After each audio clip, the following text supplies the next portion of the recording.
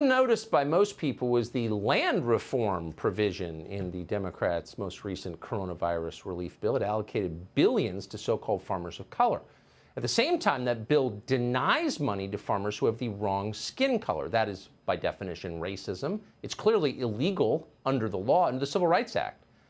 Now, several farmers are suing over it, as they should, but MSNBC doesn't like that. MSNBC just ran a segment accusing those farmers of being white supremacists. And really, you know, his group, America First Legal, a more accurate name for it would be White Men First Legal, because it really is about attacking any efforts to make society more equitable for marginalized communities. And so far, all it is doing and trying to do is to create hysteria around efforts to make society a more livable place for brown and black communities, for women, for anyone who's not a white man. Adam Faust is not the picture of privilege. He runs a farm. He's lost both his feet. He's one of the farmers suing over this racist law. He joins us tonight with his attorney, Rick Essenberg. Adam and Rick, thanks both for coming on tonight. Adam, just summarize for us why you're filing this suit, if you would.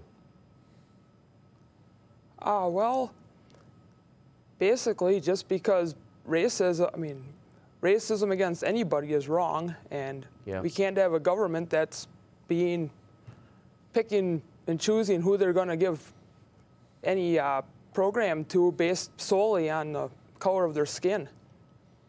So you grew up in this country, I can tell by your accent. Weren't you taught all along the way that that was contrary to the Constitution, to federal law, to Martin Luther King's vision of America? Are you surprised by this? Extremely. I mean, like you said, everything that we've all learned growing up is racism was wrong, and now all of a sudden the federal government seems to think that racism is acceptable in certain ways and should never be acceptable. No, it shouldn't. And if you complain about it, you're a white supremacist. So, Rick, how can this law be legal? I don't remember anyone pointing that out when it passed, but I thought there were plenty of federal laws that banned this kind of discrimination.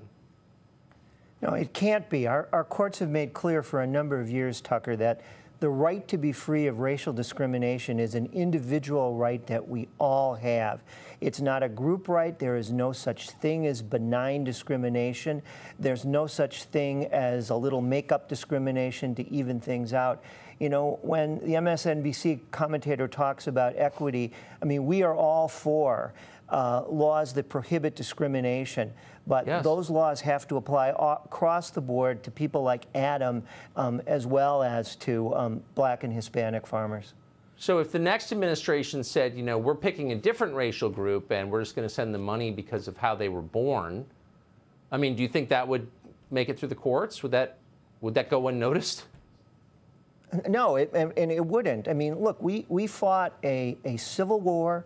We had a lengthy civil rights movement to acknowledge the principle that was in our founding documents that we are all to be treated as individuals. And this really disturbing move that we have now towards equity instead of equality of opportunity will not end well. It will lead, as I think you're pointing out, to a war against all, where we all are looking for our racial spoils, and that's simply not what America is about. And I'm so glad that Adam is willing to stand up and fight this now before it becomes far more acceptable than it is. This is immoral, and it is unconstitutional and illegal.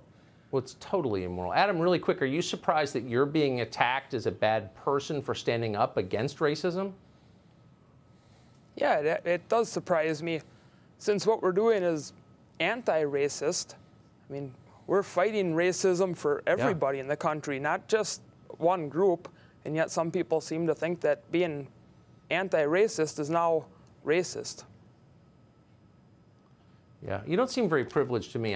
I'm rooting for you here and for the entire country, people of all colors. This is a principle that we have to preserve, obviously. Adam and Rick, I appreciate you coming on tonight. Thank you. Thank you. Thank you. Hey, Sean Hannity here. Hey, click here to subscribe to Fox News YouTube page and catch our hottest interviews and most compelling analysis. You will not get it anywhere else.